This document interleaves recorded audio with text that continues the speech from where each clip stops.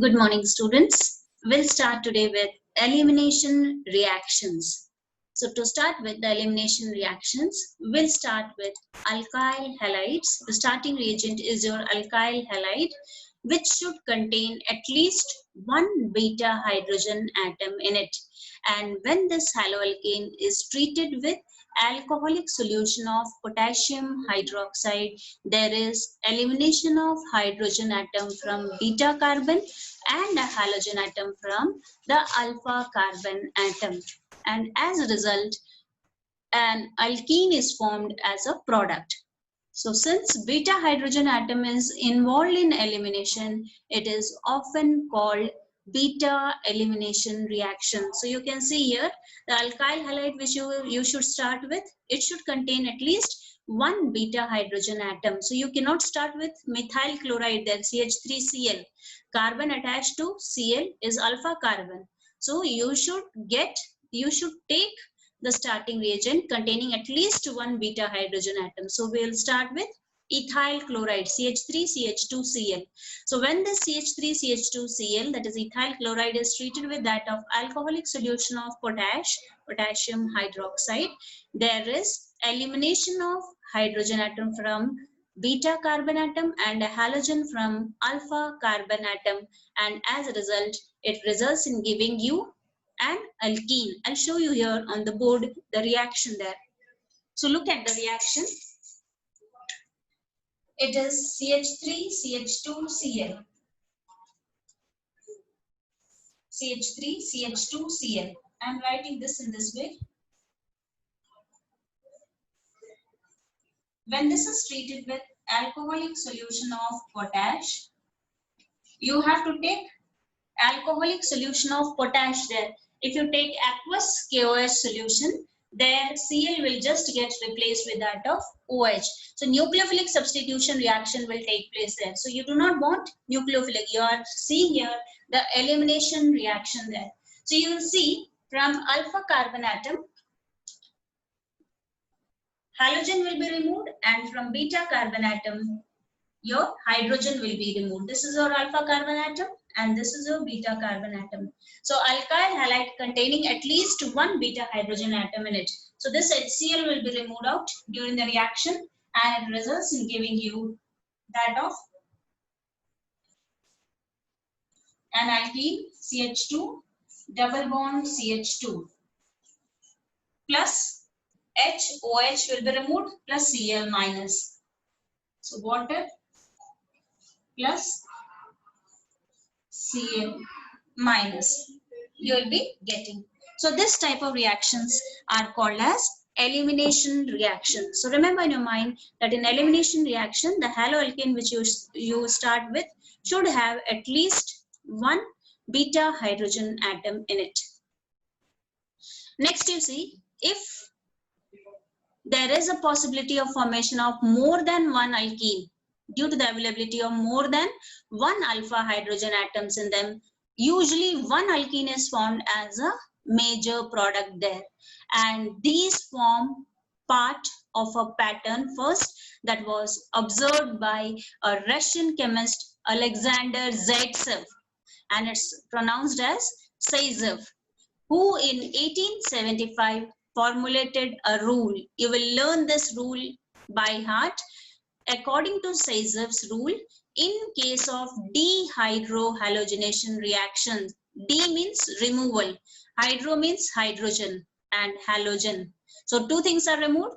Hydrogen is removed from beta carbon atom and halogen is removed from alpha carbon atom there. So such reactions are also called as dehydrohalogenation reactions. So in case of dehydrohalogenation reactions, the preferred product is that alkene which has greater number of alkyl groups attached to the doubly bonded carbon atoms there. So if you take the example of 2-bromopentane, it gives pent2ene as the major product. 2-bromopentane. From alpha carbon atom, you are removing the halogen, and from beta carbon atom, you are removing the hydrogen there. So in this case, it results in giving you pent1ene, and it is formed in very less amount, 19% only. And if you remove from alpha carbon atom the halogen, and suppose this is a beta carbon atom, the product that is formed is pent-2-ene as the major product, and this is formed in 81% there. I'll show you here on the board. You see the reaction. 2-bromopentane, and that is Sazer's rule. So Sazer's rule is, it takes place in case of dehydrohalogenation reaction. So we'll take here 2-bromopentane,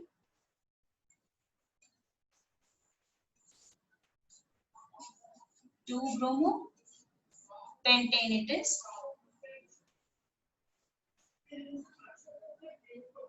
CH and CH3. Now see, the carbon that is attached to this halogen, this is your alpha carbon, and this may be your beta carbon. This is also your beta carbon. So there are 2 beta hydrogen atoms in this compound, 2-bromopentane. So in such cases, if you need to decide the major product, which will be the major product during the reaction, for that you need to apply the Sazer's rule.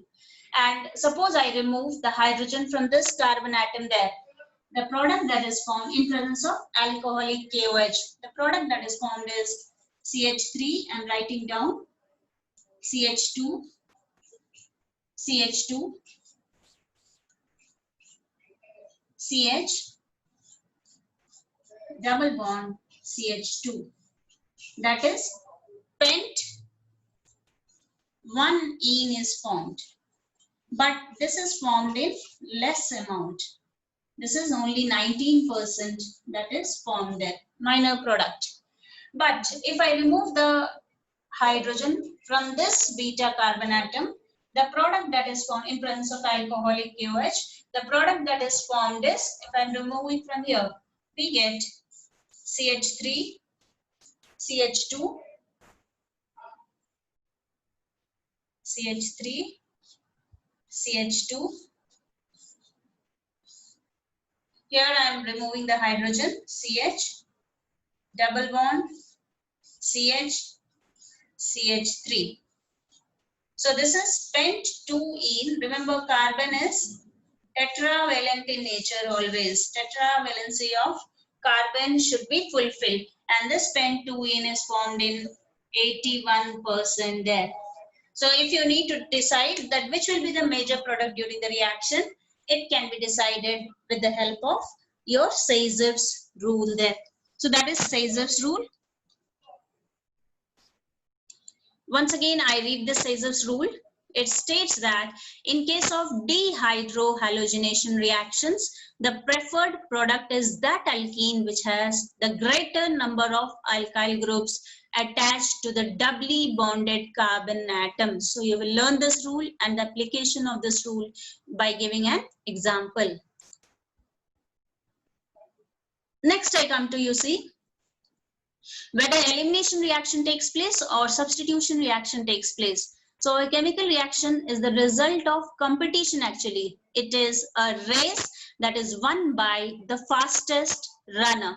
So which route will be taken, whether it is elimination or whether it is nucleophilic substitution reaction? It depends upon the nature of alkyl halide, the strength and the size of the nucleophile and the reaction conditions there. So whether elimination will take place or whether nucleophilic substitution reaction will take place, that depends upon 4 conditions: nature of alkyl halide, strength of alkyl halide, size of nucleophile, and the reaction conditions. So if I select a bulkier nucleophile there, that will prefer to act as a base and it abstracts a proton rather than approach a tetravalent carbon atom there, and vice versa can take place. Similarly, a primary alkyl halide prefers SN2 reaction there, that is substitution nucleophilic bimolecular reaction. A secondary halide, SN2 or elimination depending upon the strength of a base or nucleophile, and a tertiary halide, SN1 or elimination depending upon the stability of a carbocation or the more substituted alkene. So this is the diagram showing elimination reaction, and this is a diagram showing substitution reaction there. So it depends whether elimination is preferred or substitution is preferred. Next we come to the third type of chemical reaction, and it is reaction with metals. So most of the organic halides, they react with certain metals to give compounds containing carbon metal bonds, and such compounds are known as organometallic compounds. An important class of organometallic compounds was discovered by Grignard in 1900, and it is alkyl magnesium halide. It is represented by RMgX, and it is referred to as Grignard's reagents. And these reagents are obtained by the reaction of haloalkanes with magnesium metal in dry ether. So if I take this haloalkane, that is ethyl bromide, and treat it with magnesium metal there in presence of dry ether, it results in the formation of ethyl magnesium bromide, RMgX, which acts as your Grignard's reagent there. Next, you see, in the Grignard's reagent, the carbon magnesium bond, this bond, carbon magnesium bond, is covalent and it is highly polar in nature, with carbon pulling electrons from electropositive magnesium. Carbon pulling electrons from electropositive magnesium, and the magnesium halogen bond is essentially ionic in nature. Grignard's reagents are usually highly reactive, and they react with any source of proton, resulting in giving hydrocarbons. Even water, alcohols, amines are sufficiently acidic to convert them to corresponding hydrocarbons. So Grignard's reagent should be stored under anhydrous conditions. That is the point why it should be stored under anhydrous conditions, because it reacts with any source of proton and it gets converted to that of hydrocarbons. RMgX plus H2O gives RH plus MgOH. And therefore it's necessary to avoid even traces of moisture from a Grignard reagent. On the other hand, this could be considered as one of the methods for converting halides to hydrocarbons. So this can be used for converting halides to hydrocarbons. Next, I come to the next named reaction of this chapter, and it is Woods reaction. You have read this Woods reaction in class 11. Still, we'll read again here in this class 12.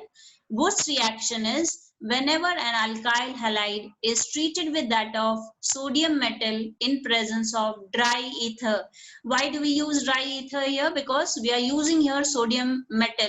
It absorbs the moisture that is present in the reaction mixture, and that is why we need to use dry ether. So when an alkyl halide is treated with that of sodium metal in presence of dry ether, we get the hydrocarbon containing double the number of carbon atoms present in the halide, and this reaction is called as the Woods reaction there.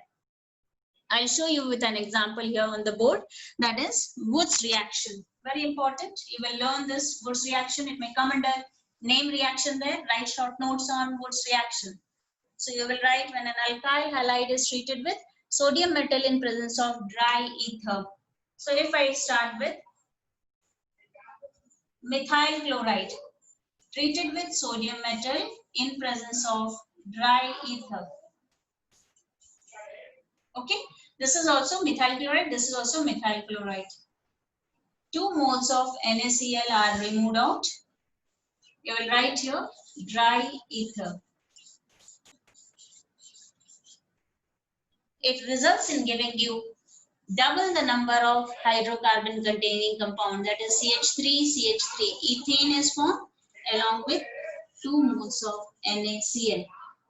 Ethane is formed. Double the number of hydrocarbon containing alkene is formed during the reaction there. And this is your Woods reaction there. Next we come to the reactions of haloarenes. Till now we have read the reactions of alkyl halides, the haloalkanes. and that was nucleophilic substitution reaction we had seen. The second was elimination reaction, and the third was reaction with metals. Now we'll see the reaction of haloarenes. And the first reaction we are seeing is nucleophilic substitution reaction. So remember, aryl halides are extremely less reactive towards nucleophilic substitution reactions due to 4 reasons there. This question can come in your board, that why are aryl halides extremely less reactive towards nucleophilic substitution reaction. The first reason is due to resonance effect there. In haloarenes, the electron pairs on halogen atom, they are in conjugation with the pi electrons of the ring, and it results in giving you that of resonance structures. There are 5 different resonance structures that are possible for that of halobenzene, and CCl bond acquires actually a partial double bond character due to resonance, and as a result the bond cleavage is difficult in haloarene in comparison to that of haloalkane, and so it is less reactive. You have seen this resonance effect. This shows plus R effect there. I'm showing you here on the board the resonance effect, plus R effect for that of chlorobenzene. So see here, chlorobenzene, this is one structure. Chlorine is having 7 electrons in its outermost shell. So 3 lone pairs of electrons are there and 1 bond pair is there. So in case of plus R effect, the electrons move away from the substituent atom there, and this is coming over here. So the second resonance structure which is possible for this is, this is there as it is, not that it got disturbed. This is there as it is. Here it becomes double bond, Cl. There are 2 lone pairs of electrons, and this becomes deficient, carrying positive charge, and this carries a negative charge there. In the second diagram, this comes over here, and this comes over the adjacent atom. So the third resonance structure for chlorobenzene is, this is there as it is, double bond Cl, 2 lone pairs, positive charge. This has come in the middle. You see, this has come over in the middle. This was there as it is, and this carries a negative charge. In the next structure, this comes over here, and this comes over adjacent atom. So the fourth structure is a little small, it has become, no problem. This is there as it is, double bond Cl. You will show it with the double-headed arrow. This has come over there, and this is negative charge with lone pair. And in the next diagram, last diagram, it is similar to that of the first, but with alternate single and double bonds there. So the last diagram which you will show is, this has come over here, this has come over here, this has come over there. This becomes single bond Cl, and with 6 electrons there. So there are 5 resonating structures for that of chlorobenzene. This is 1, structure 2, this is structure 3, this is structure 4, and this is structure 5. So due to resonance, actually, you can see the structures and you can draw the structures. You need to show the arrow movement there. The proper arrow movement should be shown. So you'll show this is coming over here. Arrow movement should be properly shown, both the arrow movements and the charges, both positive and the negative charge. Positive and the negative charge should be shown correctly in the resonance structures there. So hope this is clear. So due to resonance, aryl halides do not undergo substitution, nucleophilic substitution reactions there. That is the first point there. Look at the second point. The second point is difference in hybridization of carbon atom in CX bond. So in haloalkane, the carbon atom attached to the halogen, you can see this haloalkane, carbon attached to this halogen. is sp3 hybridized. You can see 1, 2, 3, 4 sigma bonds are there. So the type of hybridization present in haloalkanes is sp3 hybridized. While in case of haloarene, the carbon atom attached to this halogen is sp2 hybridized carbon there.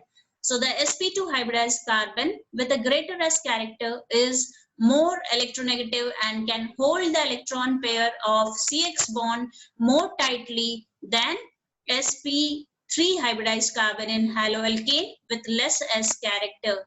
The CCl bond length in haloalkane is 177 picometer, while in haloarene it is 169 picometer. And since it is very difficult to break a shorter bond in comparison to that of a longer bond, therefore haloarenes are less reactive in comparison to that of haloalkanes towards nucleophilic substitution reactions. So the second reason is difference in hybridization of carbon atom in CX bond. The third reason is instability of phenyl carbocation there. So in case of haloarenes, the phenyl cation formed as a result of self-ionization will not be stabilized by resonance, and therefore SN1 mechanism is ruled out. And the fourth reason is because of the possible repulsion, it is less likely for the electron-rich nucleophile to approach electron-rich arenes there. So because of these four reasons, it is very difficult to undergo nucleophilic substitution reactions in aryl halides there. Hope these points are very clear to you. Let's go to the next part. That is, if I need to replace this CCl with that of OH, replacement by hydroxyl group OH. So you need to apply some conditions there, temperature conditions you need to give, pressure conditions you need to give, and then this CCl bond, aryl halide, can break, and this CCl can get converted to COH bond there, replaced. So if I need to convert chlorobenzene to that of phenol, hydroxybenzene, you can treat it with sodium hydroxide there. Temperature conditions you need to provide 623 Kelvin and 300 atmosphere pressure, H plus, that is your acid you are taken, and it gets converted to that of phenol. Now the presence of electron withdrawing group NO2 at ortho and para positions increases the reactivity of haloarenes. So you see here, when I add NO2 in para position and treat it with sodium hydroxide there, because of the presence of this electron withdrawing group in presence of H plus, temperature only you need to take at 443 Kelvin. This Cl gets replaced with that of OH. And if NO2 is present both in ortho and para positions to that of Cl, then you need to reduce the temperature to 368 Kelvin on treatment with sodium hydroxide in presence of H plus. This CCl bond can break and get converted to OH, replaced. CCl bond gets replaced with that of COH bond respectively. So that is how replacement by hydroxyl group can be done on aryl halides there.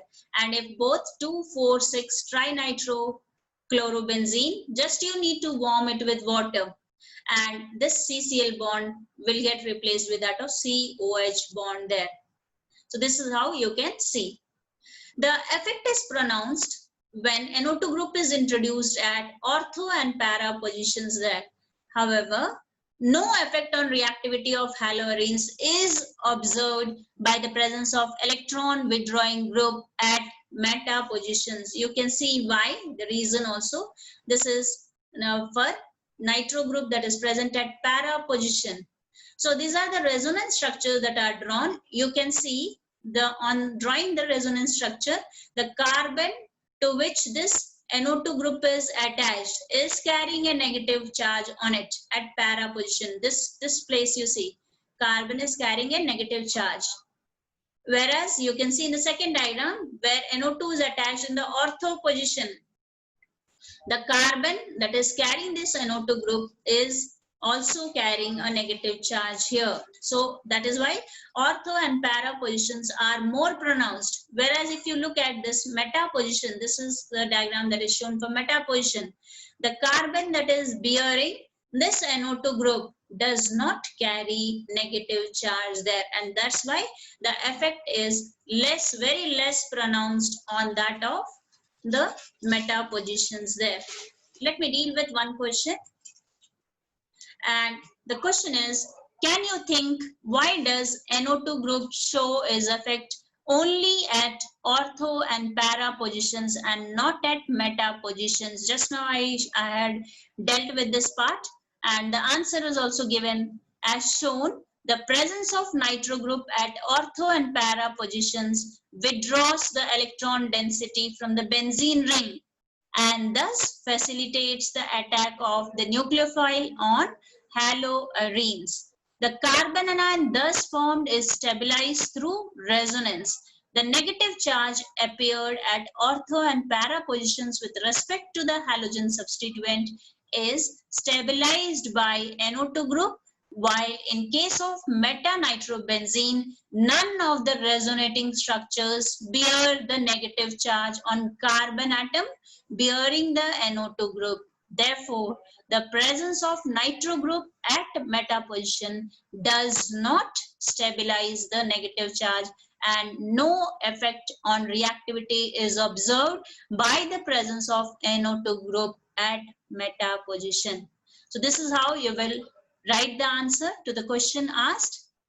Thank you, children, and have a nice day.